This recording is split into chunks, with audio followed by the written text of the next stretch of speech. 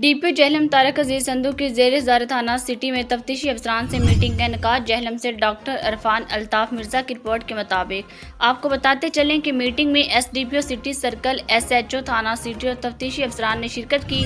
दौरान मीटिंग तमाम तर सर्कल हाई के दरीना जेर तफ्तीश मुकदमात व नामुकम्मल चलान जेर बहस आए। मीटिंग में प्रोसिक्यूशन से करीबी रब्ता रखते हुए मुकदमात की बरवक्त यकसुई और अदालत हाई में तरसील को यकीनी बनाने की हदायत। एसडीपीओ यकीनी बनाएं कि मुकदमात चलान अंदर मयाद 14 यूम अदालत हाई में मसूल हों। डीपीओ जेहलम अवामल नास को इंसाफ की बरवक्त फराहमी के लिए जेर तफ्तीश मुकदमात को जल्द यकसू करने के साथ साथ रिपोर्ट हाई 173 की बरवक्त अदालतों में तरसील इंतहाई ज़रूरी करार। तकमील रिकॉर्ड पर खुसूसी तवज्जो दे। सुपरवाइजरी अफसरान थाना जात में एसएचओज और तफ्तीशी अफसरान के साथ मीटिंग का इनेकाद करें।